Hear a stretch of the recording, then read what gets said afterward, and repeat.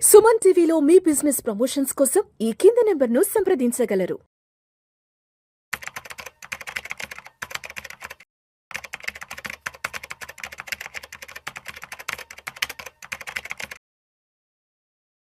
Sir ప్రభు గారు నమస్తే sir. నమస్తే అండి విష్ణు గారు. Yes, welcome to Vishnu talks. Thank you for calling sir.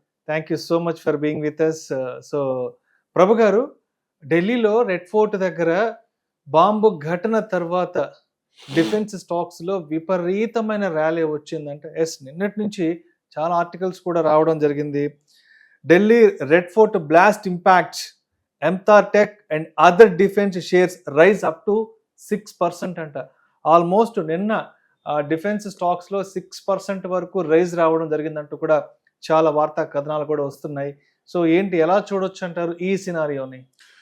Defence stocks అది బాగా పెరుగుతున్నాయి, ఎందుకంటే గవర్నమెంట్ పాలసీస్ కూడా కొన్ని మారినాయి బాగా వాటి మీద. అంతకుముందు లాస్ట్ 1.5 year కిందట కొంచెం రీట్రేస్మెంట్ అయ్యి దాదాపుగా ఈ సంవత్సరం డిఫెన్స్ సెక్టర్ బాగానే ఇచ్చింది index.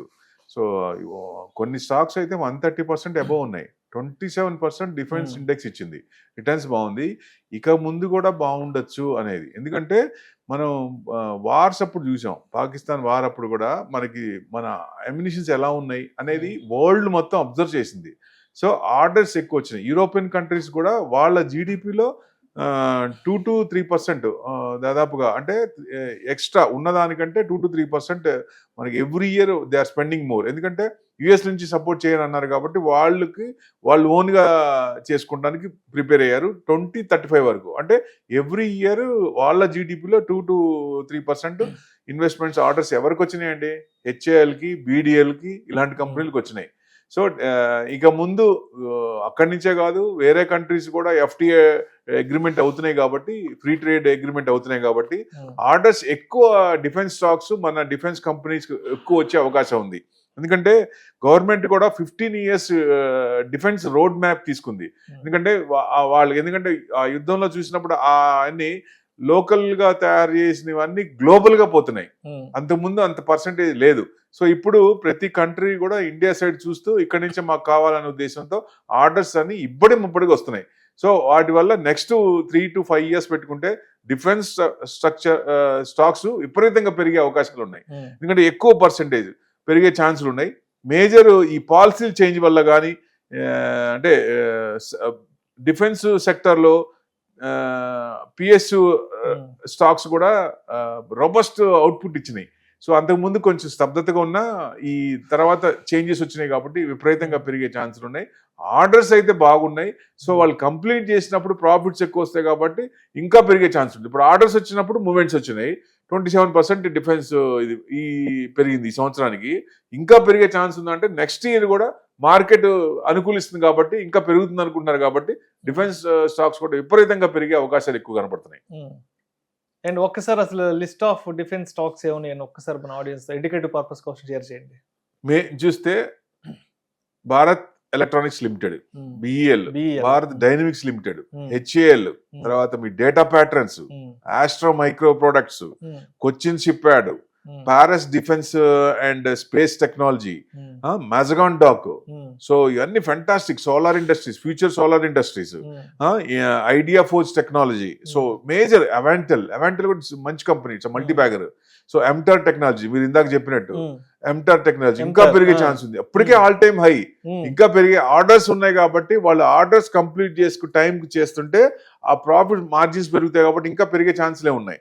So Bharat forge, NIBE, Rossell tech, Sika interplant, తర్వాత CFF fluid control, Larsen turbo, premier explosives, this are Zen technologies. They are major మంచి ఏ గ్రూప్ కంపెనీస్ అనుకోవచ్చు.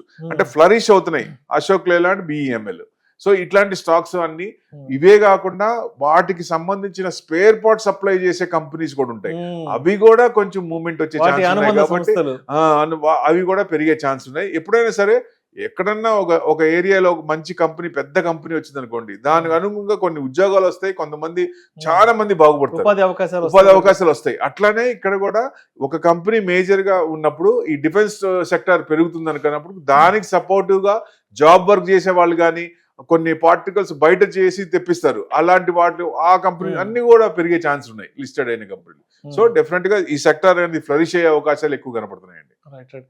అంటే ఇప్పుడు గవర్నమెంట్ కూడా డిఫెన్స్ సెక్టార్ మీద స్పెండింగ్ పెట్టడానికి ఎప్పుడు రెడీగా ఉంటుంది. లాస్ట్ ఒక 3-4 ఇయర్స్ నుంచి డిఫెన్స్ సెక్టార్ మీద గవర్నమెంట్ ఆఫ్ ఇండియా కూడా బాగా కాన్సన్ట్రేట్ చేస్తోంది కాబట్టి, సో అంటే ఒక లాంగ్ టర్మ్ కి ఏదన్నా డిఫెన్స్ స్టాక్స్ ని మనం మన రాడార్ లో పెట్టుకోవచ్చు అంటారా? డెఫినెట్ గా ఒక పెట్టుకోవాలి, 3 to 4 ఇయర్స్ 5 ఇయర్స్ అట్లా డెఫినెట్ గా పెట్టుకోవాలి కూడా. సో ట్రెండింగ్ స్టాక్స్ అనేది ఎప్పుడో గవర్నమెంట్ ఏం చేస్తోంది, పాలసీలు ఏం తీసుకుంటుంది. ఇప్పుడు డిఫెన్స్ సెక్టర్ మీద ఇదివరకు 1% కూడా లేదు. ఇప్పుడు జీడిపిలో మనకు మోర్ దెన్ 1% to 3% పెడుతున్నారు. ఇన్వెస్ట్మెంట్ దాంట్లో పెరుగుతుంది, R&D పెరుగుతోంది. R&D పెరిగినప్పుడు ఎక్కువ ఫండ్స్ పెట్టాల్సి వస్తుంది. సో మనకి మెయిన్ మొన్న ఫ్లైట్స్ కూడా కొన్ని యుద్ధ విమానాలు కూడా మన దగ్గర నుంచి కొనుక్కున్న వాళ్ళు ఉన్నారు కదా. మనమేమో మొన్నటి దాకా బయట నుంచి తెప్పించుకున్నాం.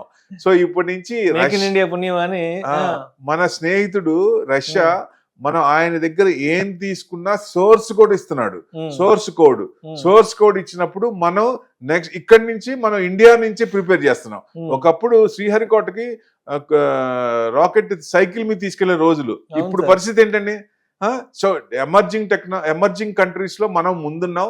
సో డెఫినెట్ గా ఇప్పుడు పెరుగుతున్నాం కాబట్టి మనకి అమృత్ కాల్ స్టార్ట్ అయింది. అమృత్ కాల్ స్టార్ట్ అయినప్పుడు ఏ సెక్టార్స్ బాగుంటాయి అనేది చూస్తే మేజర్ గా డిఫెన్స్ సెక్టార్ కూడా దాంట్లో ఒక తీసుకోవచ్చు. సో డెఫినెట్ గా కంట్రీ డెవలప్ అవుతుంది. కంట్రీ నుంచి మనం ఎక్స్పోర్ట్ చేసే వేరే కంట్రీస్ కూడా సపోర్ట్ చేసే స్టేజ్కి వెళ్తున్నామంటే మన ఇన్వెస్ట్మెంట్స్, జీడీపీలో ఇన్వెస్ట్మెంట్ పెంచితే కదా గవర్నమెంట్.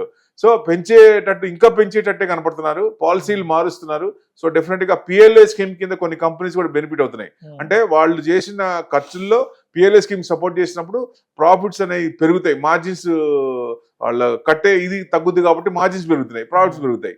అట్లానే డిఫెన్స్ సెక్టర్ విపరీతంగా ఫ్లరిష్ అయ్యే అవకాశం ఉన్నాయి, బాగా పెరిగే ఛాన్సులు ఉన్నాయి. ఇక్కడ ఆర్డర్స్ ఉన్నాయి కాబట్టి ఎక్కువ long term next 5 years target పెట్టుకుంటే మంచి మనకి ప్రాఫిట్లు ఇచ్చే అవకాశాలు ఎక్కువ కనపడుతున్నాయి. Right sir, right sir. Thank you so much Prabhu గారు.